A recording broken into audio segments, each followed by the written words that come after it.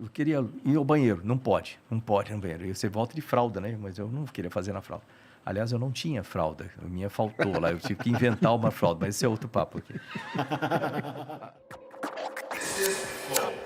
Ou quando você está correndo, por exemplo, na esteira, preso com elástico na esteira. Por que você corre na esteira?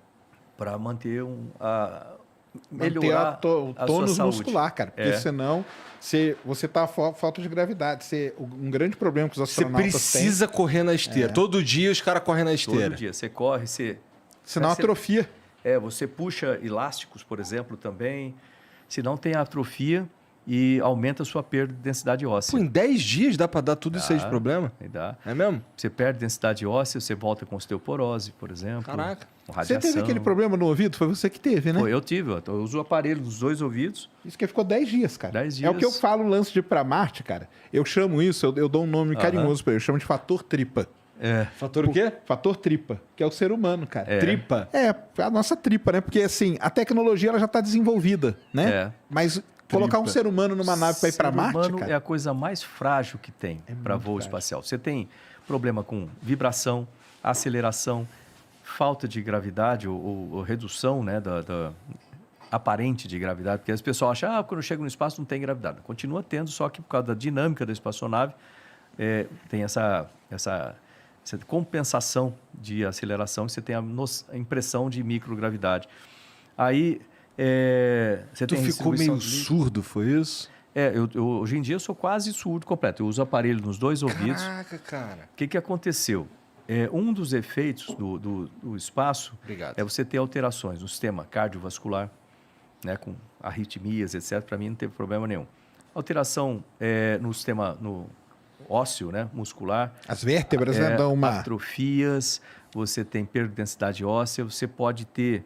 Você tem um alagamento, vamos dizer assim, entre as vértebras. Depois, se você não tomar cuidado quando você voltar, você pode ter alguma hérnia, alguma coisa estranha criada ali. Você tem problema na vista, sistema, né? Muitos voltam e começam a usar óculos, né? Tem problema de pressão no olho, pode ter alguma alteração ou algum dano no nervo óptico, a conexão no nervo óptico ali atrás do olho. É problema de glaucoma, basicamente, né? Criado lá no espaço. Você tem problema no sistema hormonal, que é muito delicado, o equilíbrio, e problemas no sistema, e outros, mas um deles é problema no sistema imunológico. Eita! Então, para mim, eu não tive nenhuma das outras coisas, muito, mas imunológica eu tive. Então, quando eu voltei do espaço, eu comecei a ter alergias, que eu nunca tive antes, um monte de tipos de alergia esquisitos, comecei a ter... vitiligo, você vê, isso aqui é vitiligo. Não aparece, mas eu tenho em outras áreas, né? Axila, aqui na virilha, etc. Então, aparece bastante o vitiligo, que é resultado também do sistema imunológico. Eu faço tratamento, logicamente, para isso. E um desses efeitos é o seguinte, o ouvido, lembra da fisiologia do ouvido, né? Você olhar aqui, você está olhando para mim de frente, você tem um canal do ouvido, canal externo, tem a orelha, e depois o canal externo do ouvido, que tem mais ou menos 4,5 centímetros, de 6 a 8 milímetros de diâmetro. E aí ele tem uma configuração mais ou menos assim, aí você chega no tímpano, aí no tímpano você tem aqueles ossinhos no ouvido médio, né? Estribo, né? e a bigorna lá, e aí eles conectam na cóclea do ouvido interno, e aí transmite a vibração, eles transmitem para lá, e aí isso aqui vai para o cérebro e assim por diante, na cóclea ali. Meu ouvido médio e interno, perfeito, não tem problema nenhum. Agora, o tubo do ouvido externo, ele tem uma parede muito, muito ativa, né? Porque você tem que soltar cera e etc. Então, tem uns pelinhos lá, né? Ou seja, é uma parede muito ativa. O meu corpo, meu sistema imunológico, começou a interpretar esse negócio, essa atividade dele, como infecção. Caramba! E aí ele começou a atacar a parede do ouvido do canal externo. E aí, quando ele ataca, o corpo reage e produz o quê? Pele de cicatriz. Aí ele ataca mais, aí produz mais pele de cicatriz, aí ataca mais, vai fechando. Caramba. Então, Entendi. Caraca! Essa é uma estenose, chama estenose, né? Provocada por isso. E eu também fazia mergulho de profundidade, mergulho de bastante tempo com nitrox, né? Isso também é outro fator contribuinte. Para se preparar ou fazer de hobby? Faz parte de treinamento também. E eu gostava também de fazer, fazia as duas coisas, né? De hobby também. Mas É outro fator contribuinte para problema de ouvido. O fato é que os meus 2 ouvidos foram fechando. Aí eu fiz uma cirurgia primeiro lá em Houston, com um dos médicos de lá, da própria NASA. Aí abriu, demorou um ano e pouco, ela começou a fechar de novo. Aí eu fiz mais 2 cirurgias no Brasil e agora eu não posso mais fazer cirurgia, que todo o entorno tem uma estrutura em volta, né, do tubo, ele já está danificado, então não adianta mais fazer cirurgia. Eu uso o aparelho, ajuda, mas ele já está perdendo a efetividade, tem que ficar com ele no máximo, tem que regular com certa frequência. A próxima solução é colocar um sensor ósseo, né? Então, você faz um implante ósseo e um sensor você ouve pelo osso, que a gente consegue ouvir pelo osso também, né? Então, sensor pelo osso. O cara vai virar um ciborgue. Legal. É isso aí, cara. Porque imagina o cara viaja 7 meses, chega em Marte... O ser humano tá todo ferrado, né, 10 dias, tá todo ferrado. Chega lá, cadê o hospital? Não tem. Aí o Elon Musk mostra lá a foto do cara descendo, né? Aquela sacanagem o Elon Musk, né, cara? Você vai levantar, o que eu vou fazer agora, cara? Não consigo andar. Como é que é o momento que vou chamar de nave, que a nave se acopla na estação espacial, cara? Esse é um momento tenso. É um dos momentos tensos. Você tem alguns momentos de maior risco, né? Um deles é a decolagem, logicamente. Por quê? Porque você tem muito combustível ali queimando embaixo de você. Se aquele negócio explodir, tá sentado numa bomba, não é uma boa coisa. Outro momento tenso é quando, ninguém fala muito disso, mas quando você reconfigura a espaçonave, quando você chega no espaço. Porque se tiver algum problema de reconfiguração, abertura de painel solar, ou no caso do ônibus espacial, a abertura das portas do payload bay e a abertura do sistema de refrigeração que fica nas portas também, ou a soltura de antenas. Se alguma coisa dessa não funcionar, você tem que retornar. Então é um momento que a gente fica ali, né, torcendo para tudo não dar certo. Não dá merda, porque eu não quero voltar, né? Aí quando você vai fazer o acoplamento, né, o docking ali, esse acoplamento ele é tenso também, porque se você for pensar, você tem dois veículos a 27, 28 mil km por hora cada um. Se você pensar em termos de vetor, você tem 2 vetorizãos assim, muito grandes em termos de velocidade, né? Velocidade grande naquela direção. Assim. Então, e você fazer o encontro de 2 espaçonaves não é a mesma coisa de você fazer, por exemplo, que eu já fiz, fazer reabastecimento em voo. Você tem lá uma mangueira com uma cesta, aí você chega com o avião, com tem o drog e o probe aqui, né, que você vai conectar lá. Você é mais intuitivo. Tipo assim, se eu puxo o avião para cima e dou o motor, ele vai para lá. Se eu acelero, ele vai para frente aqui, né? E assim vai. No espaço não é bem assim, né? No caso do espaçonave, é diferente. Só para entender de uma maneira mais simples, você tem... ele não é exatamente circular, mas vamos supor uma órbita circular. É uma elíptica com excentricidade praticamente zero. Então, uma órbita circular, 2 órbitas circulares aqui. Para eu sair dessa altitude e chegar naquela outra, eu não dou o motor para cima, né? no Z ali. Eu dou o motor para frente, eu acelero, aumento a velocidade, aí ele estabiliza mais alto. Aí, para você encontrar as 2 espaçonaves, quando você vê os gráficos de docking, você vai ver um tipo de uma senoide, um negócio meio esquisito. Se eu quero chegar lá, eu dou mais motor para frente. Aí ele vai para frente, mas vai subir. Né? Aumenta a velocidade aqui, mas vai subir. Aí eu consigo acompanhar o outro. Porque se eu der o motor só para cima, eu fico para trás e vou para outra posição. E gasta muito mais combustível. Caralho, complexo. Então é complexo para você conectar. Tese de doutorado do Buzz Aldrin. Isso aí chama rendezvous, né? Rendezvous. Que ele fala. Uma tese de doutorado significa que de fato é complexa. É complicada. E ele conseguiu resolver esse. Como você tem 2 espaçonaves em grande energia lá, você não pode ter uma colisão com alta energia uma com a outra, né? Com diferença de energia muito grande. Para isso, então, o sistema começa a 400 quilômetros de distância, você começa a acompanhar a estação espacial já nos sistemas da espaçonave, está sendo acompanhado pelo chão, e a gente começa a tentar ver no visual também. Só isso tem um periscópio em cima, uma coisa interessante, tem um periscópio também, você consegue enxergar no visual, além dos sistemas. Aí você começa a ver uma estrelinha só assim, que é a estação espacial, ela brilha quando ela está com reflexo do Sol, né, na atmosfera. Se estiver lado escuro, não. Né? E aí, nessa hora, 400 quilômetros, o sistema não aponta uma espaçonave para outra, ele aponta a uma certa distância lateral. Porque se der qualquer zebra, você vai passar pelo lado e não vai bater. Não bate. À medida que você vai chegando mais próximo, onde você tem os sensores com mais precisão, você tem uma coisa que a gente chama... Bom, veja, à medida que você vai chegando mais próximo, elas começam, você vai ter mais definição do posicionamento das duas espaçonaves, aí o sistema começa a trazer mais próximo o ponto de encontro, né? Quando você chega a 75 metros, né? Quando você está a 75 metros, aí está realmente apontado a espaçonave para onde você vai querer docar. Tem algumas manobras que a gente faz no final ali para ajustar o posicionamento da espaçonave, mas 75 metros é onde define. Eu vou docar, eu vou acoplar naquele local ali. E aí é bacana assim, né? Deixa eu ver se eu consigo falar com palavras aqui o negócio. Você tem o hatch, onde você vai encontrar as duas espaçonaves, vai abrir a porta, a escotilha das duas. Em cima do hatch, na estação espacial, você tem, parece um símbolo da Força Aérea Americana, vamos dizer assim, um alvo, tem uma bola e um negócio assim comprido. Você pode usar aquilo para você medir distância, fazer uns calculinhos ali. O sistema ele calcula a velocidade de aproximação e distância de aproximação e o ângulo, tá? O sistema vai automático, mas ele pode trabalhar em modo degradado, onde perde a distância, perde ângulo, por exemplo, e você tem que assumir uma parte ou assumir tudo, para ir manual para lá. Nesse caso, cada tripulante tem uma função para fazer ali. O bacana desse negócio é que eu gosto de coisas simples. Coisas simples, engenharia funciona bastante com coisas simples. Então, você imagina assim, aqui está o alvo, né? Aquele alvo que está lá em cima.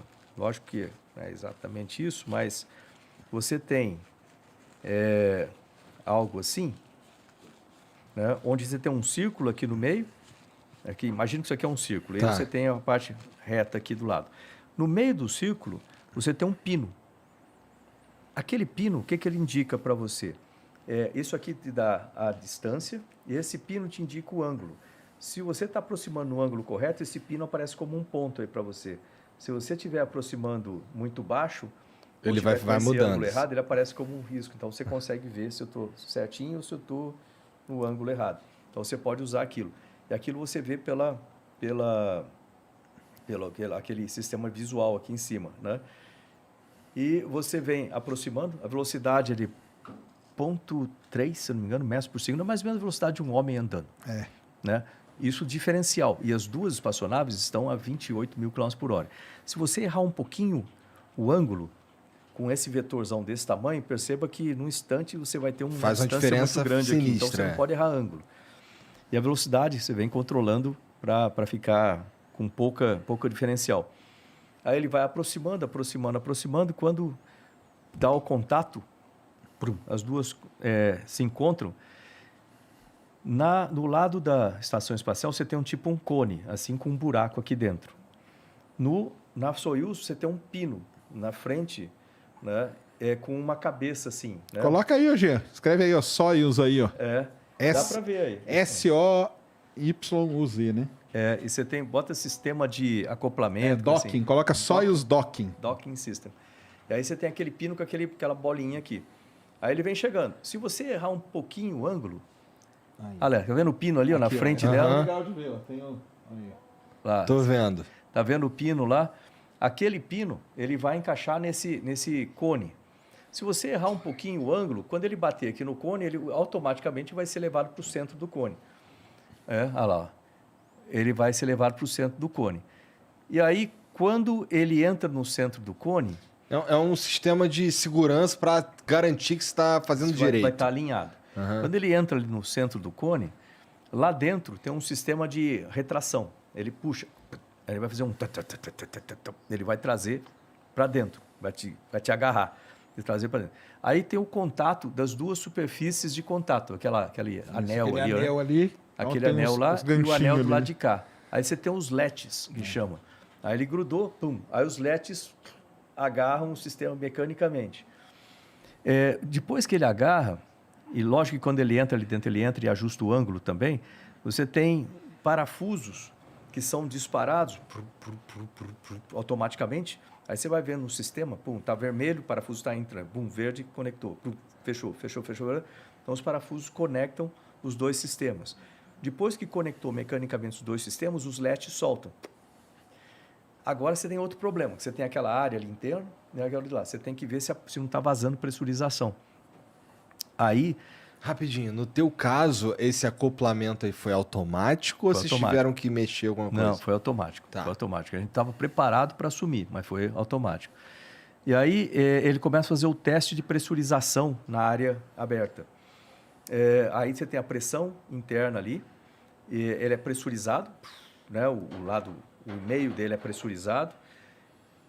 Você tem que comparar se aquela pressão que foi colocada ela não vai cair. Você fica acompanhando o gráfico durante um bom tempo. Se ele cair um pouco, o sistema você tem que fazer certos procedimentos para isso. Como ele não cai, significa estar mantendo a pressurização. Aí você faz uma equalização de pressurização. Você abre uma válvula de um lado, uma válvula de outro, lentamente, aí você começa a vazar para equalizar a pressurização de dentro das espaçonaves para dentro do espaço intermediário, de forma que fica tudo igual, para você não abrir e dar um pum, explodir. Né? Por isso que demora. Depois que acopla, demora algumas horas até os astronautas saírem da nave para entrar na E dá para estação. curtir? Dá para você ficar lá de dentro curtindo? Tipo, tu olha as paradas? É bonito quando você está chegando agora, assim, mas você quer olhar para a espaçonave aqui do lado, passando painel solar, aquela coisa, mas você está ligado no instrumento. Entendi, tá com Você tá na tensão, né? Tá na tensão, tá na Por isso que tensão. você está com o traje pressurizável, você está com ele fechado, tudo que se bater e soltar a pressurização da espaçonave, você sobrevive durante 1h22 minutos. 1h22, exatamente. Dá para ir alguém lá resgatar. Aí, depois conectou, checou a pressurização, equalizou, está tudo certo. Aí a gente tem o comando, a gente fala com o centro de controle para a abertura dos hatches. Aí você abre o hatch de um lado, abre o hatch do outro, e aí você cria esse buraco entre as duas espaçonaves. Aí a gente passa a galera. por ali. Entendi. Lembrando que também, no que conecta, Caralho, que maneiro. algumas outras coisas conectam. Conecta a parte de energia, conecta a parte de gases, conecta a parte de combustível. Então, eu posso transferir combustível da Soyuz para a estação espacial ou vice-versa. Então, Porque a nave ela fica lá acoplada há algum tempo também, entendeu? Algumas ficam 4 meses, algumas ficam 6 meses e tudo. Então é muito legal. É uma tecnologia... Não, é um negócio bacana quando você vê ali funcionando isso aí tudo. Ele é tudo crítico, né? Tipo assim, as coisas, se falhar uma coisa... Deu merda. Mas é tudo crítico. Mas... Existem astronautas que voltam? Como assim? Volta para Que a estação? vão em mais de uma missão? Poxa, tem vários. É? Tem um cara, por exemplo, o Sergei Krikalev. O Sergei, ele passou... Pô, eu acho que foi um dos caras... Depois teve depois teve o Scott, né? Também ficou bastante. Mas foi um dos caras que ficou mais tempo no espaço. E ele é um cara interessante, porque cada organismo reage de maneira diferente. Então, você vê... Isso a gente vê na volta. Quando volta a galera, você vê que um sai bem, um sai meio baleado, né? O outro sai meio... E você vê que... eu, por exemplo, tive esse problema, outros têm outras coisas e tal. O Sergei, cara, um cara... Eu não sei, acho que ele foi construído para o espaço. Que ele não teve efeito, tipo assim, você vê um cara forte, um cara parece jovem, ele é bem mais velho que eu, mas parece jovem. Não teve efeito nenhum, praticamente, do espaço. Interessante. É interessante, é um caso de estudo. Né? O Scott Kelly voltou, começou a usar óculos, né? Mas é uma coisa... Passou um ano, né? rara, Mas ele teve vários probleminhas E também. a tua volta? Aí tu voltou. Beleza. Como é que foi quando tu chegou aqui? Aí você tem a adaptação inversa, né? Você tem que readaptar aqui. Então, algumas curiosidades, assim. Você volta, você tem que tomar muito cuidado com a sua coluna e com todas as juntas. Porque no espaço, dependendo da sua altura, né? Se você for um cara de 1,80 m, pode ser que você cresça quase uma polegada. E aí você tem que tomar cuidado com isso, para reentrada, etc. Um cara menor que nem eu vai ser tipo meio centímetro. Você chegou talvez. a medir isso? Você sente nas costas um desconforto muito grande. Dá vontade de você ficar fazendo isso aqui o tempo todo, sabe assim?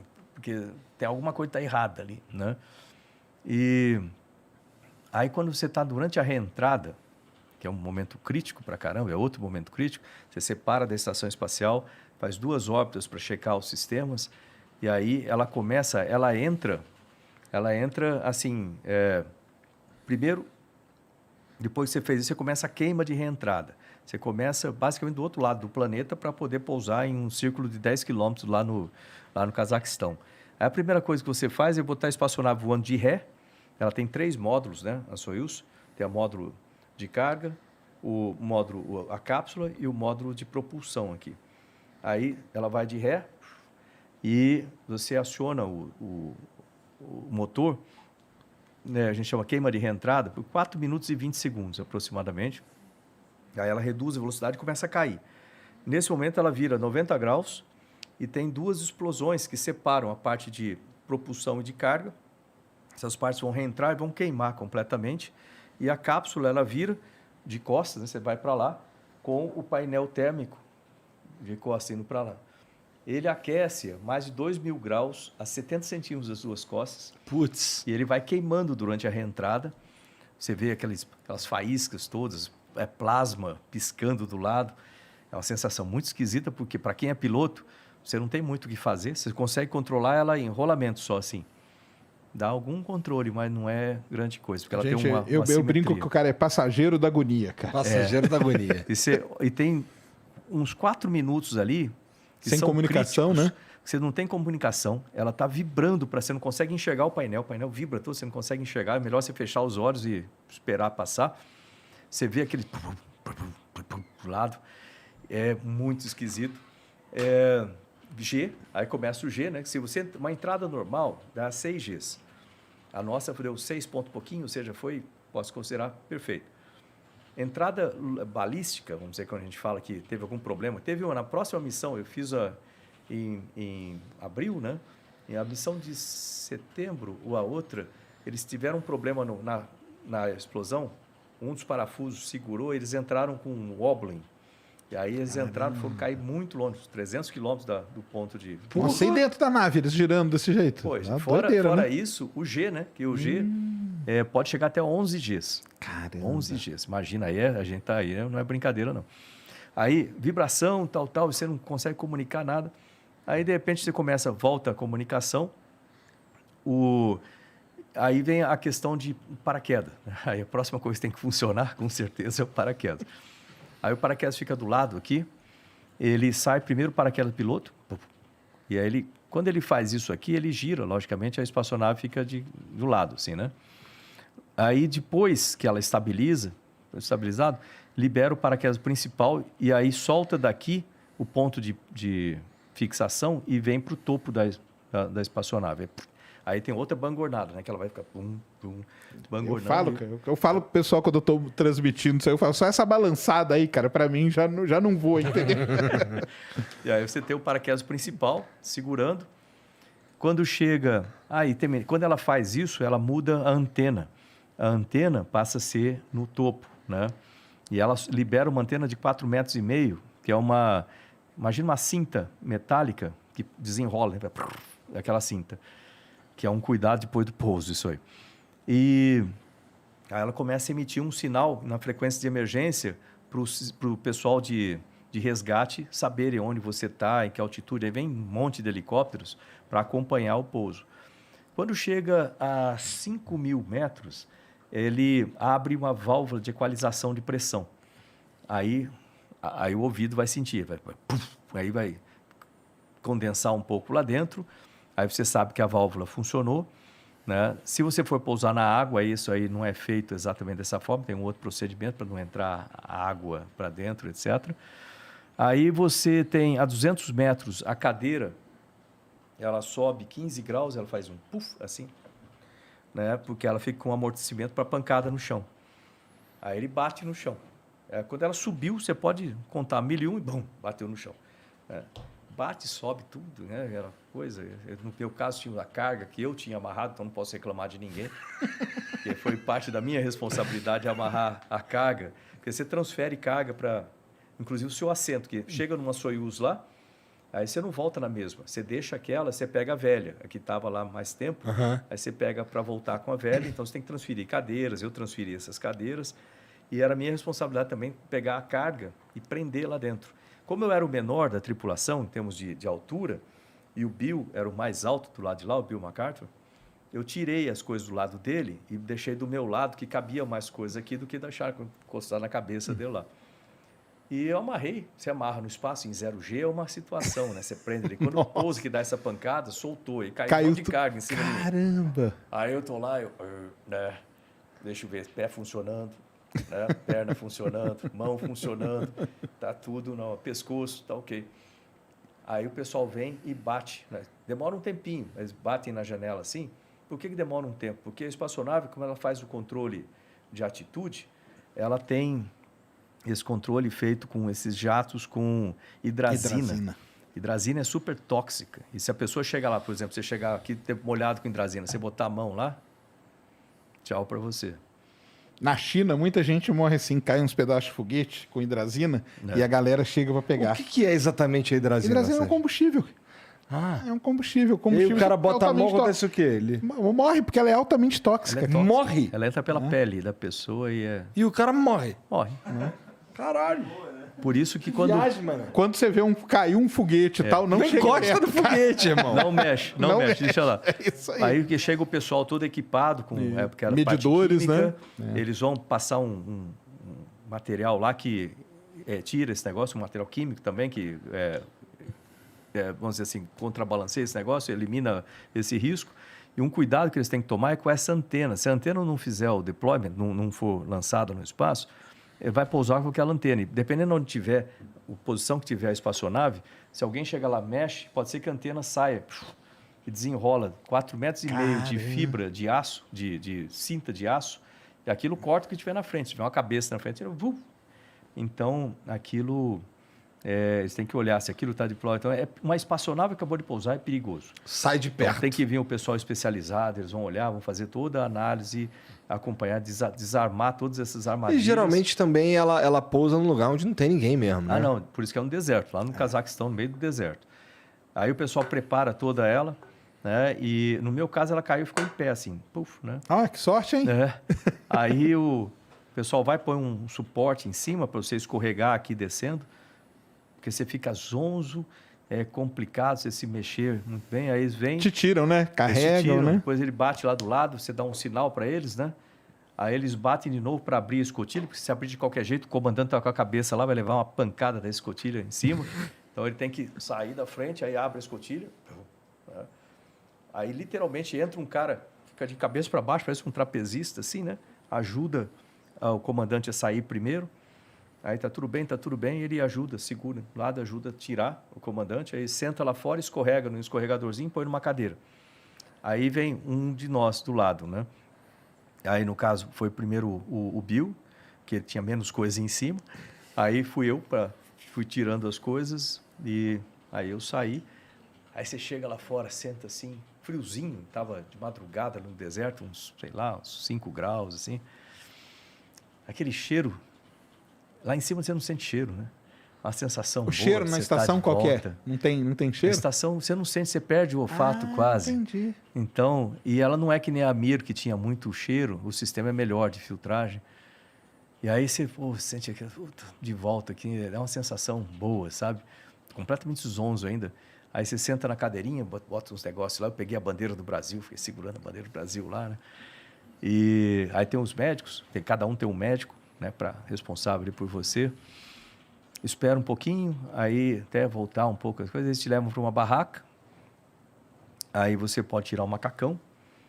Eu lembro de uma coisa interessante, estava o Valério na minha frente, assim, ele tirou o macacão, eu queria ir ao banheiro, não pode no banheiro, e você volta de fralda, né, mas eu não queria fazer na fralda. Aliás, eu não tinha fralda, a minha faltou lá, eu tive que inventar uma fralda, mas esse é outro papo aqui. Aí, eu tirei, quando eu botei o pé no chão, uma coisa interessante, eu não sei explicar isso, né? Parece meio esotérico, mas eu e o Valério, os dois brancos, assim, um olhando para a cara do outro, né? Branco pra caramba. A gente botou o pé no chão, sem meia, assim, no chão, sabe, assim, naquela barraca. De repente eu olho para ele, eu estou vendo quase a cor dele voltando, assim, sabe? E ao mesmo tempo eu estava me sentindo melhor também, sabe? Essa respirar. Pode ser coincidência, mas é como se você reconectasse com a Terra, assim, sabe? Que doideira. Uma sensação muito interessante.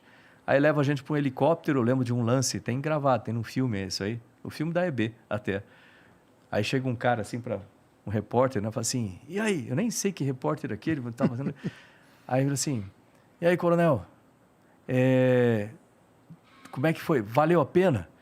Perguntou outra coisa, mas valeu a pena depois? Aí do jeito que eu falei assim, eu falei, valeu. Pelo Brasil, valeu. Por mim, foda-se. Legal, cara. Que experiência sinistra. Não tem nenhuma outra pessoa que teve uma experiência igual a tua assim no Brasil, né? Muito maluco isso. No Brasil, né? Muito maluco. Foi uma coisa interessante. Quando eu recebi lá o meu brevet de astronauta, vamos chamar assim, no final do curso, era o Charlie Precourt, o chefe dos astronautas. Ele entregou o PIN de astronauta, colocou em mim e falou assim: ô Marcos, parabéns, você agora é oficialmente o primeiro astronauta profissional do Brasil. Pô, obrigado. Aí deu um passinho e voltou. Sabe o que a gente estava conversando lá no cafezinho? Você sabia que você é o primeiro astronauta profissional em um país do hemisfério sul do planeta Terra? Falei, eu? Eu não. Tem o Carlos Noriega, que acho que era do Peru, né, Colômbia. Tem o Andy, que é da Austrália, né? Tinha um cara da Argentina também, da turma anterior. Falei, não, esse pessoal, eles nasceram nesse país, tá certo? Vieram para os Estados Unidos, se tornaram cidadãos americanos. Eles voam com a bandeira dos Estados Unidos da América, só obedecem aos Estados Unidos da América. Eles não voam com a bandeira, sei lá, da Austrália e não vão obedecer à Austrália. Você não, você voa com a bandeira do seu país e você obedece ao seu país. Legal você demais, serve ao seu país. cara. Aí eu olhei para ele, sério? Quando é que eu vou voar? Não sei. Ok. E aí, Isso aí.